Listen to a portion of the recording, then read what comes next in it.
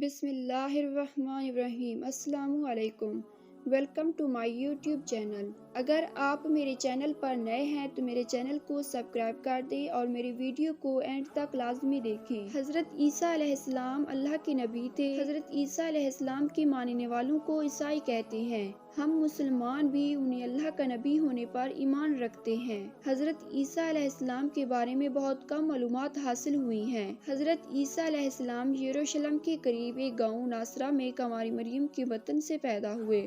حضرت عیسیٰ علیہ السلام کے حوالے سے ہمیں حضرت مریم کے بارے میں بھی جاننا بہت ضروری ہے۔ تاریخ کے مطالعہ سے معلوم ہوتا ہے کہ آج سے 2000 سال قبل بیت المقدس کے آس پاس کے علاقہ میں ایک بزرگ رہتے تھے جو نہایت پرہیزگار تھے۔ وہ بہت زیادہ عبادت کرتے تھے۔ ان بزرگ کا نام عمران تھا اور ان کی بیوی کا نام حنا تھا۔ یہ خاتون بھی نہایت نیک اور پارسا تھی۔ ہر وقت اللہ کی یاد میں مشغول رہتی۔ حنا جب حاملہ ہوئی تو منت مانی کہ میرا جو بچہ پیدا ہوگا عبادت خانے کی خدمت کے لیے معمور کروں گی۔ لڑکا دنیا کا کوئی کام نہیں کرے گا، صرف اللہ ہی کی عبادت کرے گا۔ اس زمانے میں یہ رواج تھا کہ عبادت خانے کی خدمت اور دیکھ بھال کے لیے صرف لڑکوں کو ہی رکھا جاتا تھا۔ سورۃ آل عمران میں اس کا اس طرح ذکر فرمایا ہے۔ اللہ اس وقت سن رہا تھا جب عمران کی عورت کہہ رہی تھی کہ میرے پروردگار، میں اس بچہ کو میرے جو پیٹ تیری نظر کرتی ہوں وہ تیرے کام کے لیے صرف وقف ہوگا۔ میری اس پیشکش کو قبول فرما، سننے والا اور تو جاننے والا ہے۔ بچہ پیدا ہوا لیکن لڑکا نہیں لڑکی تھی۔ ماں کی خواہش پوری نہیں ہوئی۔ منت تو مان چکی تھی، لڑکا ہوتا تو عبادت خانے کی خدمت کے لیے پیش کر دیتی۔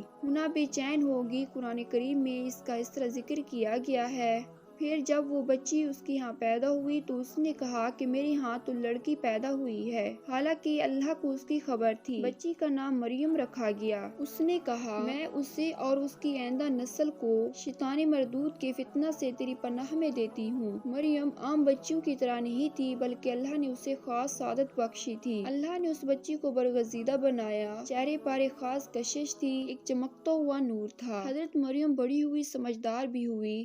اسے بیت المقدس کی عبادت گاہ میں، جسے ہیکل کہتے ہیں، حوالے کر دیا گیا۔ وہ دن رات ذکر الہی اور عبادت میں مشغول رہنے لگی۔ حضرت مریم نیک اور معصوم تھی، اخلاق بھی بے حد اچھا تھا۔ اسی کی بدولت عبادت گاہ کا ہر خادم احترام کرتا تھا۔ ہر خادم کی یہ خواہش تھی کہ مریم اس کی سرپرستی میں رہے اور اس کی دیکھ بھال کرتا رہے۔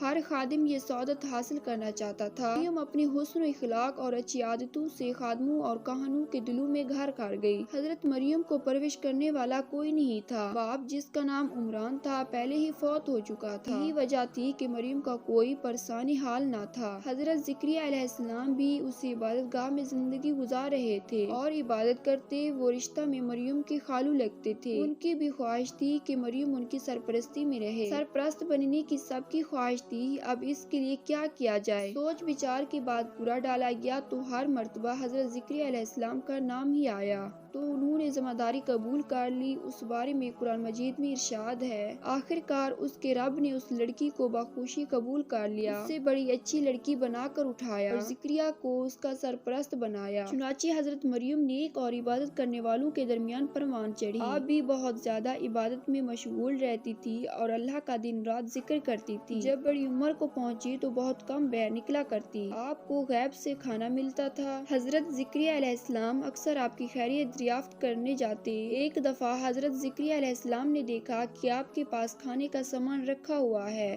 آپ پوچھتے کہ یہ کھانا کہاں سے آیا ہے تو مریم جواب میں فرماتی کہ یہ اللہ نے بھیجا ہے۔ قرآن کریم میں اللہ تعالیٰ کا ارشاد ہے، زکریا جب کبھی اس کے محراب یعنی حجرے میں جاتے تو اس کے پاس کچھ نہ کچھ کھانے پینے کا سامان رکھا ہوا پاتے۔ حضرت زکریا علیہ السلام نے پوچھا، مریم یہ تیرے پاس کہاں سے آیا ہے؟ وہ جواب دیتی، اللہ کے پاس سے آیا ہے، اللہ جسے چاہتا ہے بے حساب دیتا ہے۔ حضرت مریم ہر وقت عبادت میں مشغول رہا کرتی۔ ضرورت کے وقت حجرے سے باہر نکلتی۔ ایک مرتبہ معمول کے مطابق باہر نکلی اور مشرق کی طرف ایک علیحدہ گوشہ میں جا بیٹھی۔ اللہ نے پردہ ڈال دیا، پھر اس کی طرف اپنی روح کو بھیج دیا۔ وہ انسان بن کر اس کے سامنے آیا۔ حضرت مریم ایک دن تنہا تھی اور دیکھا کہ قریب ایک انسان آ رہا ہے۔ اس سے مریم نے کہا کہ میں تجھ سے رحمان کی پناہ مانگتی ہوں، اگر تو پرہیزگار ہے۔ اس نے کہا کہ تیرے رب کی طرف سے بھیجا گیا ایک فرشتہ ہوں تاکہ تجھے ایک پاکیزہ لڑکے کی خوشخبری سناؤں۔ حضرت مریم نے کہا ایسا کیوں کر ممکن ہے؟ میرے قریب کوئی انسان نہیں آیا۔ فرشتے نے کہا کہ میرے رب کے نزدیک سب کچھ ممکن ہے، وہ کائنات کا مالک ہے۔ کچھ عرصہ کے بعد حضرت عیسیٰ علیہ السلام کے پیدا ہونے کے دن قریب آ گئے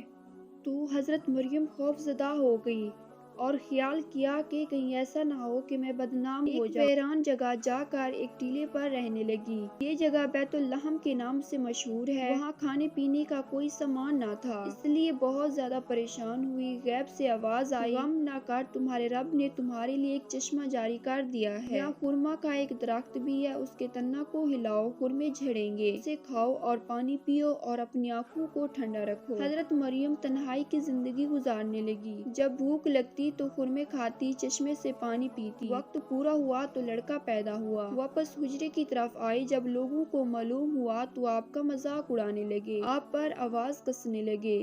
اے ہارون کی بہن، نہ تیرا باپ برا تھا نہ تیری ماں بری تھی، تو نے تو رسوائی مول لی ہے۔ بدنامی سے آپ کو دکھ پہنچتا، لوگوں کو بے گناہی کا یقین دلاتی۔ آپ نے تنگ آ کر لوگوں سے کہا کہ یہ دودھ پیتا بچہ میرے بارے میں سب کچھ بتا دے گا۔ پھر بچے کی طرف اشارہ کیا۔ لوگوں نے کہا یہ کس طرح ممکن ہے کہ یہ بچہ باتیں کرے گا؟ بچے نے بولنا شروع کیا، میں اللہ کا بندہ ہوں، اس نے مجھے کتاب دی، مجھ کو نبی بنایا اور برکت والا بنایا۔ جب تک میں زندہ ہوں مجھ کو میری ماں کا خدمتگار بنایا۔ اس نے مجھ کو نماز اور زکوٰۃ کا حکم دیا ہے۔ اس نے مجھ کو سرکش اور بدبخت نہیں بنایا ہے۔ مجھ پر سلام ہے جس روز میں پیدا ہوا، جس روز میں مروں گا، جس روز میں زندہ کر کے اٹھایا جاؤں گا۔ میں عیسیٰ بن مریم ہوں، سچی بات کہہ رہا ہوں۔ جب وہ کوئی کام کرنا چاہتا ہے تو بس اس کو اشارہ کر دیتا ہے، ہو جا تو وہ ہو جاتا ہے۔ بے شک اللہ میرا اور تمہارا رب ہے، اس کی عبادت کرو، یہی سیدھا راستہ ہے۔ یہ حضرت عیسیٰ علیہ السلام کی گواہی تھی اور بچے کا بات کرنا بہت بڑا معجزہ تھا۔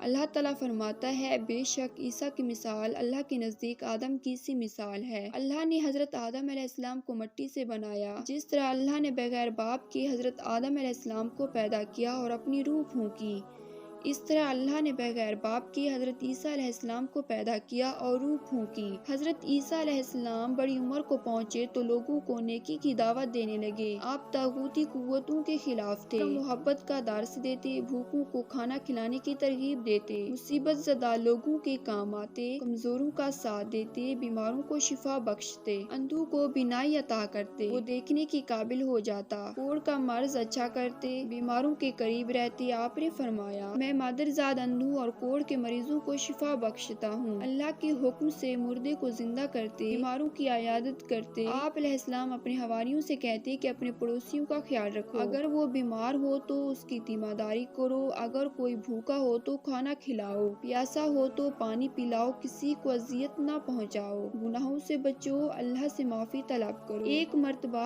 آپ علیہ السلام کے پاس ایک شخص آیا اور کہا، مجھے کوئی ایسا طریقہ بتاؤ جس پر چل کر میں خدا کے قریب پہنچ جاؤں۔ حضرت عیسیٰ علیہ السلام نے جواب دیا، کسی فاقہ زدہ انسان کے گھر جاؤ، اس کے لیے کھانے پینے کا بندوبست کرو، کسی مریض کے پاس جاؤ، اگر اس کے پاس کوئی نہ ہو تو اس کی تیمارداری کرو، اگر ہو سکے تو اس کا علاج بھی کرو۔ اگر تم ان باتوں پر عمل کرنے لگ جاؤ پھر تم سے خدا دور نہیں، تم اسے اپنے پاس موجود پاؤ گے۔ تم جو کچھ طلب کرنا چاہو خاموشی سے طلب کرو، وہ تمہیں ضرور دے گا، یہی اس کی مرضی ہے۔ جب تک تم اس کی مرضی پوری نہ کرو تم خدا تک نہیں پہنچ سکتے۔ ایک مرتبہ ایک نوجوان حضرت عیسیٰ علیہ السلام کے پاس آیا اور پوچھنے لگا، میں کون سا نیک کام کروں کہ ہمیشہ کی زندگی پاؤں؟ حضرت عیسیٰ علیہ السلام نے اسے جواب دیا، تو نیکی کے بارے میں مجھ سے کیوں پوچھتا ہے؟ نیک تو صرف ایک ہی ہے، تو ان احکام کو مان۔ نوجوان نے پوچھا، کون سی احکام؟ حضرت عیسیٰ علیہ السلام نے جواب دیا، خون نہ کر، برائی نہ کر، چوری نہ کر، جھوٹی گواہی نہ دے، ماں باپ کی عزت کر اور اپنے پڑوسی سے اپنے برابر محبت کر۔ اس نوجوان نے جواب دیا، ان سب باتوں پر تو میں عمل کرتا ہوں، پھر کیا رہ جاتا ہے؟ پھر حضرت عیسیٰ علیہ السلام نے فرمایا، اگر تو چاہتا ہے کہ تیری زندگی کامل بن جائے تو اپنا سب کچھ بیچ کر غریبوں کو دے دے، تو آسمان پر تجھے خزانے ملیں گے۔ حضرت عیسیٰ علیہ السلام کی مزاج میں نرمی تھی۔ حضرت عیسیٰ علیہ السلام اپنے دشمنوں کو بھی معاف کرتے اور ہدایت کرتے کہ اگر کوئی تمہارے ایک گال پر تھپڑ مارے تو دوسرا گال بھی پیش کر دو۔ اس بات سے معلوم ہوتا ہے کہ حضرت عیسیٰ علیہ السلام کے اندر عاجزی اور نرمی کوٹ کوٹ کر بھری تھی۔ حضرت عیسیٰ علیہ السلام جرم کرنے والوں کو بھی معاف کر دیتے تھے۔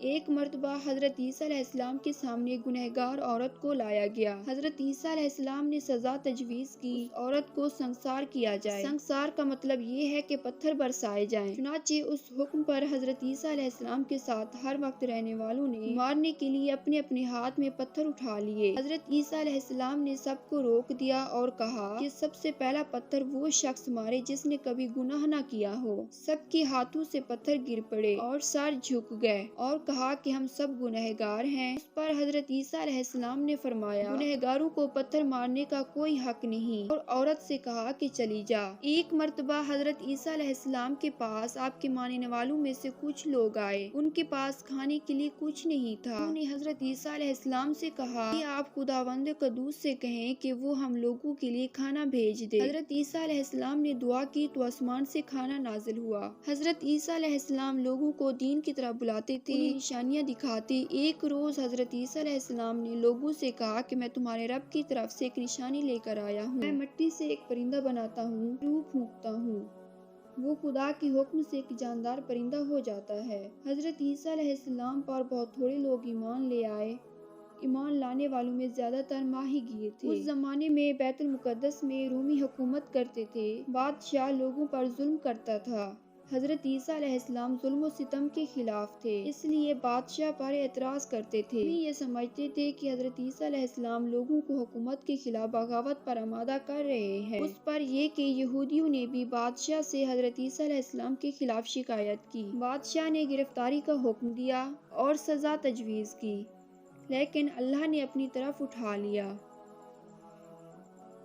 حضرت عیسیٰ علیہ السلام کے ماننے والوں کی تعداد کروڑوں میں ہے۔